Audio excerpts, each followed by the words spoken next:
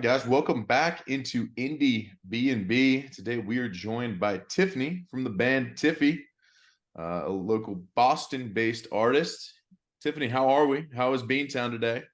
Uh, I'm good. It's pretty rainy over here, so it's been a little dreary and yeah, but I'm a little tired too because we played a show last night. We played a Halloween cover show and we were the Cars.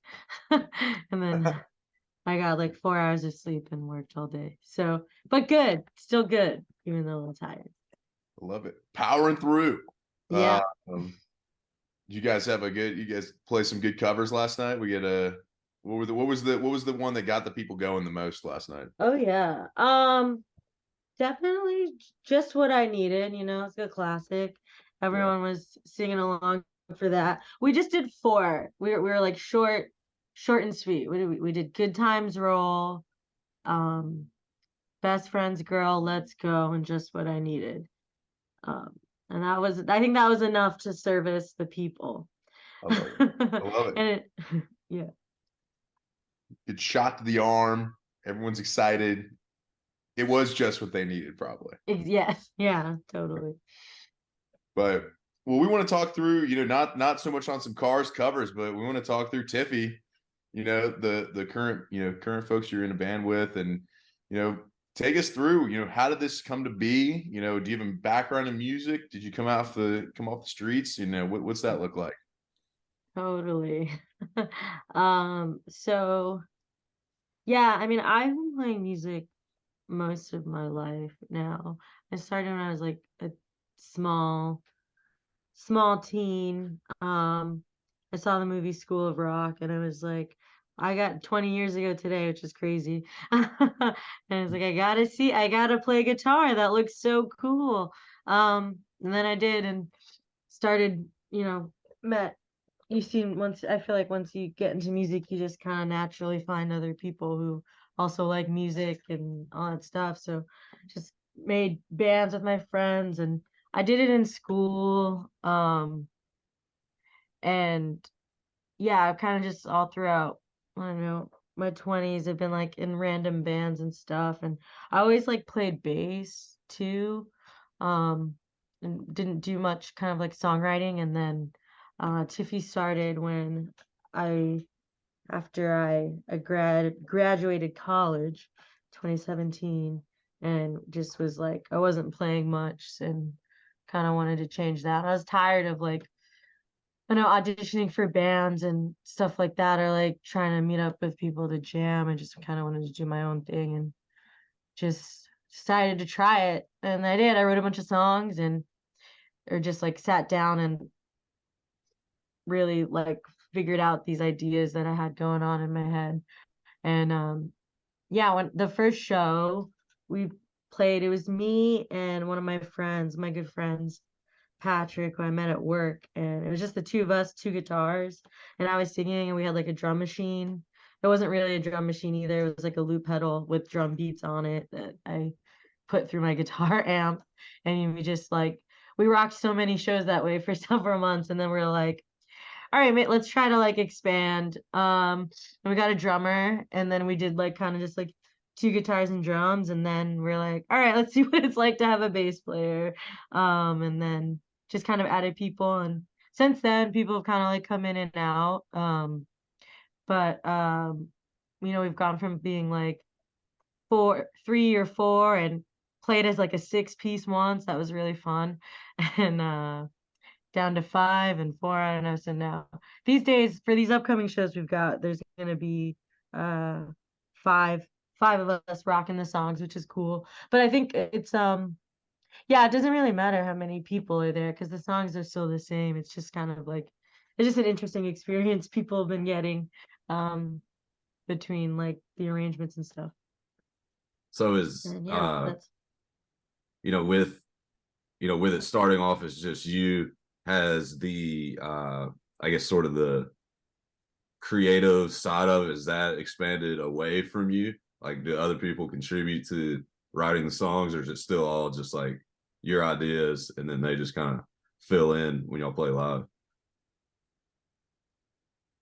yeah, it's it's still it's pretty much me. I write all the parts. I'll write the bass line, the drum part, like I'll demo it, all the guitar parts, like synth, vocals, harmonies, everything. And like usually and then just demo it out and have recordings and like have tabs and whatever for people. But like I like playing with a solid group of people I can like count on, and the people this past year or two have been those folks, and their like performance style and what they bring as a musician definitely affects everything as well.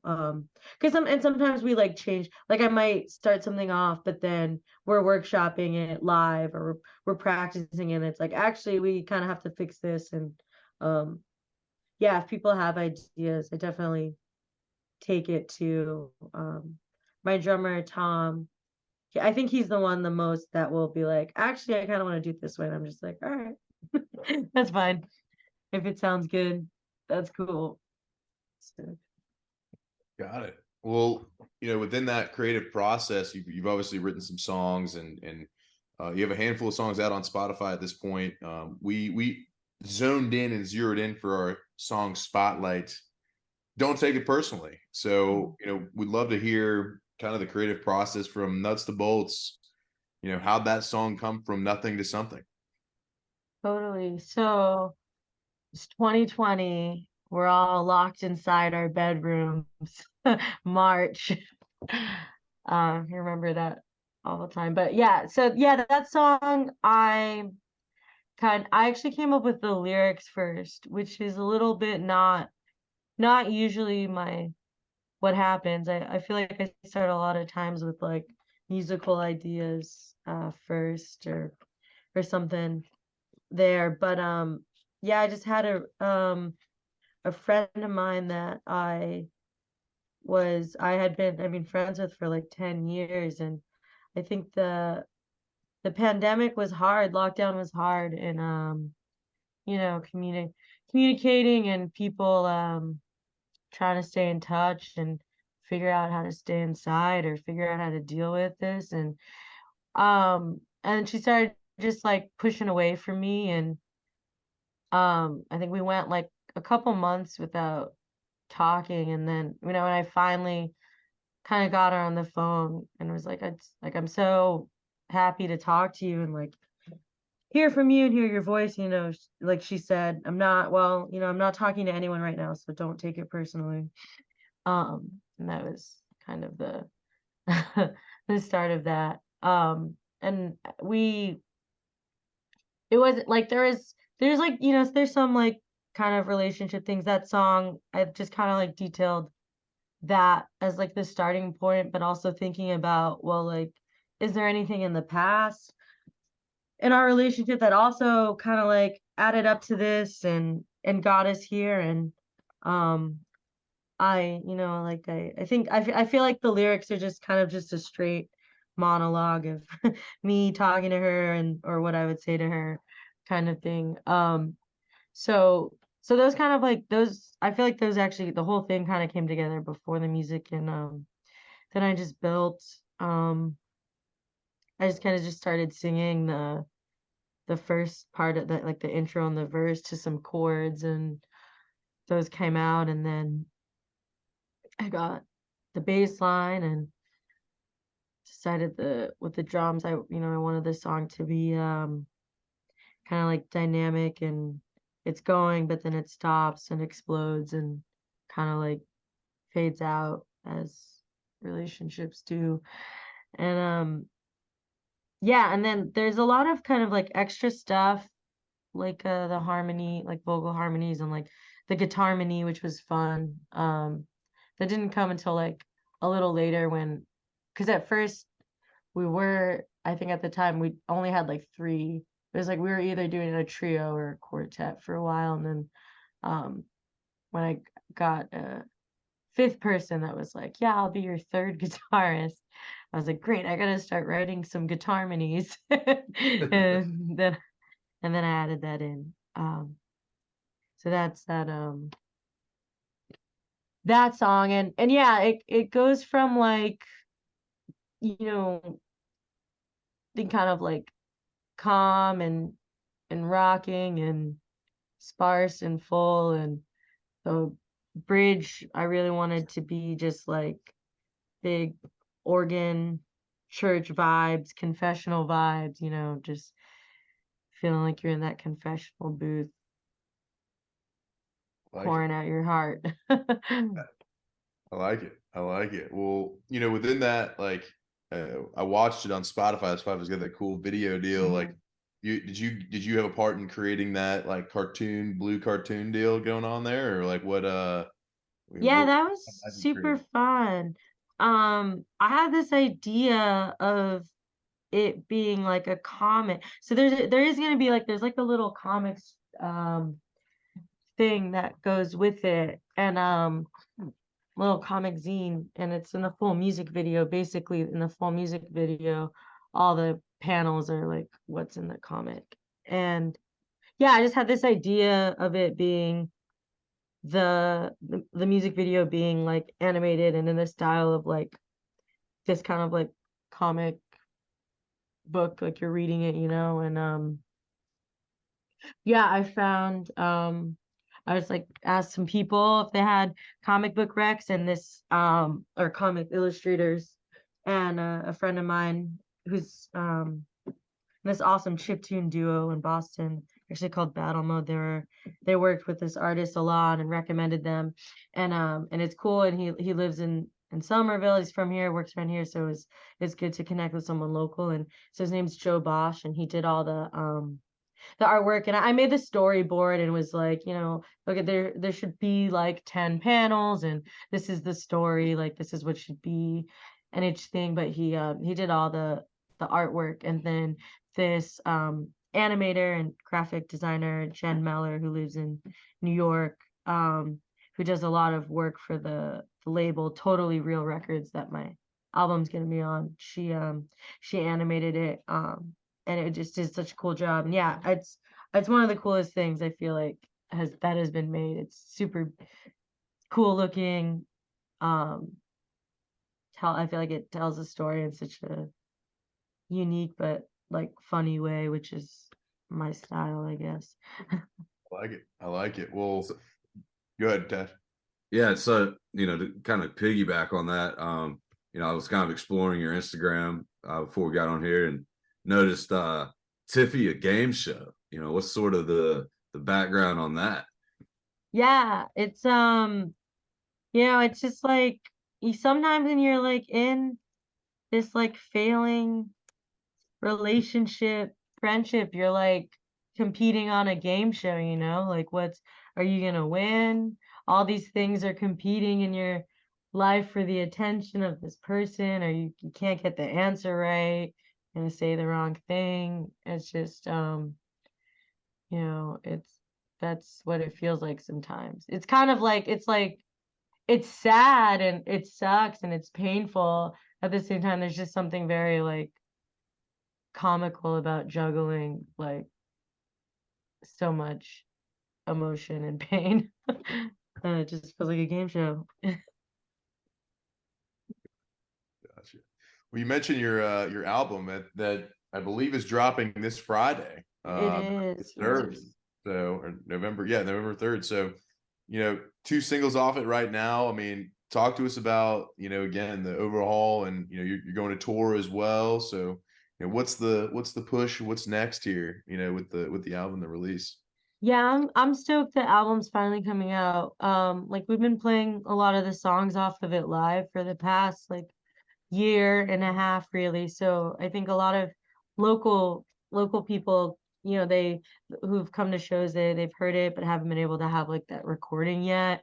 So I'm stoked that those recordings are gonna be out, and they kind of match more of the live energy than like past recordings have. And yeah, and Jest is out, and Jest has been super fun. I think it's people like really like rocking out to that one. And happy that's out, happy D-Tip's out. I actually have a third song that's coming. So the album's coming out Friday, but there's one more song on Wednesday called Lost in the Shuffle, that will be out. And Yeah, it's wildly different from Don't Take It Personally and Ingest. It's like a 80s inspired synth pop bass driven song. I Yeah, a lot of these songs are kind of float in and out between different genres, I guess, all under the kind of pop rock category. But yeah, I'm super stoked for that. I hope people just like dance and forget about work and working a day job and emailing people when they listen to it, because that's what this song is about, like email culture, how much it friggin' sucks, saying dumb crap like let's circle back. You know what I mean? Like, I don't want Yeah, to say that, just respond. I'm a um yeah, so yeah, and then the album, there's like, I'm stoked for it. There's a lot of awesome songs like we've been playing live, like Vying and Funnel Vision, that also I feel like people really connect with and kind of vibe out at our shows. And then there's songs that I've already been released, but I re-recorded it, and kind of it's like a little bit higher quality. So I feel like it's just a really good summation of the project and what what's been going on the past really like 5 years. I mean, I released a couple EPs. I have a lot more stuff on Bandcamp than I do on Spotify as well. And there's several kind of songs there, but this is like a really polished, kind of refined collection of songs. And yeah, I'm just stoked to be out there, and the shows we're playing. It's a Northeast fun run, as we say, and we're doing Boston, um New York, Brooklyn, Providence. We're going up to uh this town in Littleton, New Hampshire, which is kind of on the border of Vermont. We're going to be up in Keene, New Hampshire, Portsmouth, New Hampshire. Love New Hampshire. And I think that's it. So it's a little fun run for the release over the course of the month. awesome. Yeah, like I mean, with that kind of live, talk about your live set. Like, you know, I haven't been to a show up in Boston, so you're maybe your home venue. Talk about like the scene and just the places you play up in that's local to you. What do those places mean to you? And as you guys said, you're playing in Boston coming up here. So what can somebody expect at a TIFFY show coming up? Yeah, well, our release show is gonna be at this awesome venue called Deep Cuts, which is a deli. It's a deli restaurant by day, rock venue by night. It actually just opened. It opened up this year, but it opened up by this guy Ian, who's been booking bands like punk bands in Boston for the past like 15 years. He's just kind of been in it, and so it's really cool to be able to have our show there. It's awesome. Everyone who it sounds great. It's a great spot, and everyone who works there is super awesome, super nice. Yeah, I feel like we've played just like everything under the sun in Boston. There's a ton of dives, like kind of little art gallery spaces, theaters, basement venues, house venues, DIY stuff.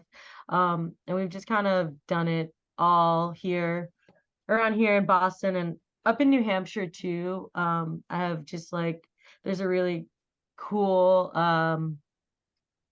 cool artists and music community up there. It's such a small state, so like everyone knows each other, honestly. Like it sounds crazy, but there's just like a few places, a few little hubs up there, and it's just everyone who plays music around around here, I feel like, or Boston and New Hampshire, just we're all on similar vibes. It's not so like competitive like in New York or LA or big city, like music city like that.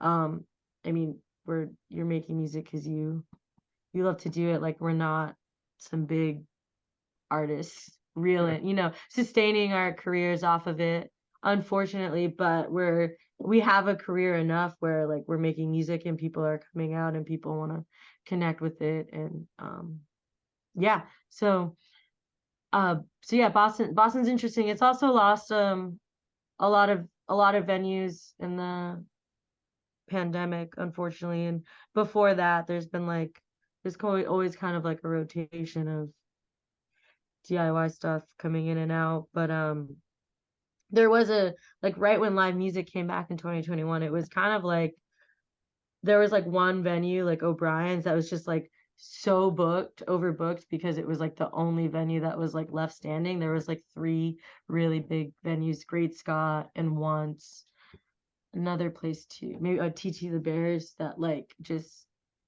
dropped off. So they're, shut down. So, but since then, like there's been a lot of like people, creatives and booking people who've kind of who've been opening up spots and like places that weren't having music before, but now they have music, like black box theaters and stuff. And then there's like a couple new venues that have opened up, like Deep Cuts and other venues too. So it feels cool that Boston has it's finding its way back after losing some stuff. Yeah, definitely. Getting that revival. We always talk about this podcast started out of that, out of COVID, and talking to the artists early in 21 versus later in 21, completely different vibe. Totally. And it's good to see that a city's, kind of bouncing back. But with that, I want to, get us into, a weird part of the show, where we're going to bounce around to a lot of different questions at once. It's Pete Peterson's party pack of questions. It's 20 questions right in a row. It's a this or that. It's a quick hitter. And we're going to start right now. Cake or pie? Oh, cake or pie? Cake. All right. Salad or soup? Soup. All right. She's souping. All right. Sunrise or sunset? What are you seeing more of these days? Sunrise. All right. All right. Would you rather hit a home run or score a touchdown? Touchdown. I actually used to play football. I never played baseball. So there we go. I like it. Tom Brady, represent. Here we go. Yeah. Night in or night out? What are you having more of out there? A night in. Yeah. When you do go out though, and your jam comes on at the party or the club, whatever you are you more likely to do the robot or the worm? The robot. Okay. Yeah, no No floor. worm? Like stationary movement. Yeah, the robot for sure. I like it. Okay. Guac or queso at your local Mexican spot? Walk for sure. She's guacking around. I like it. Yeah. Waffles or pancakes? Waffles. Okay. Coffee or tea with your waffles? Coffee. Always. Dogs or cats? Yeah. I guess dogs. Started becoming allergic to cats, so even though I've always liked cats more, but now I'm allergic, so I guess dogs. All right. All right. Dogs getting the win there. Ninja or a pirate? What do you more like? Pirate maybe. Do you want me to explain things, or we're just going lightning? Let's just go lightning. If you feel Okay. like if you need an explanation, you got it. Okay. If you feel like it's justified. No explanation. You're just a pirate. Hey, that's fine. Gatorade or Powerade? We're not even sponsored by either of them. We just like asking the question. Yeah, Gatorade. All right, Gatorade. Toast or bagels? Bagels. Yeah. All right, she's putting her schmear on some bagels. We like that. Chips or pretzels? Chips. All right. Fries or tots? Fries. All right. After a long day, are you more likely to watch a TV show or a movie? TV show. Okay. Yeah. Aliens, are they real? Who cares? God, I don't give a shit. Nah. Yeah, they're real. They're real, but who cares? It's fine. Like, why does it matter? They are out there, but it's fine. I told you it was 20 stupid questions in a row. All right. This one's good. Is Bigfoot real? No, I don't think he's Bigfoot's real. out. All right. Um, Love at first sight. Is that real? no, I don't think so either. Got to work for it. Got to spend some Yeah, time. I for like it. sure. All right. And finally, Tiffany, the last question of Pete Peterson's Party Pack questions. Who are two artists that we ought to check out that we do not know, that you would like to educate us about? Yeah. Let's see. Well, the first band, I would say to check out is they're called Old Soul.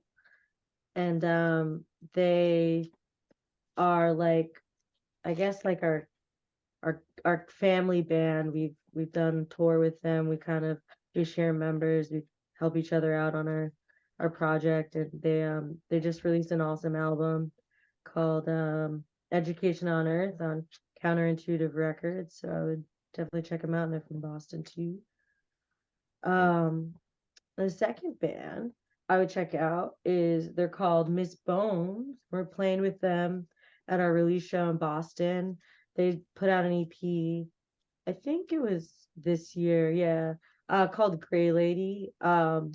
Super super fun, like rock pop, maybe a little like folk country inspired, but yeah, they have this song called like um Eviction, and it's like, and one of the lines I love so much is like, you can't evict me from my body because the housing crisis is real and landlords suck. And they just also have a really funny song called McRib, about the McDonald's McRib, and they're just they're super endearing, awesome people. So definitely check them out. Awesome. So we got Old Soul and Miss Bone. Did I write that right? Miss Bone? Yeah, Miss Bones Miss with an Bone S. with an S. Got it. We'll for sure check them out, and we'll make sure our Yeah. listeners check them out, as well as your EP or your full length album coming out on Friday. Yeah. And we got you touring up in the beautiful Northeast, so any of our Northeastern listeners can check you out in Boston, New Hampshire, anywhere in those areas as well. Brooklyn, and Providence. Brooklyn and Providence. Got it. Where can they find those dates? Do you have you got a link in the bio on your Instagram? Yeah, link in the bio, tiffymusic.com.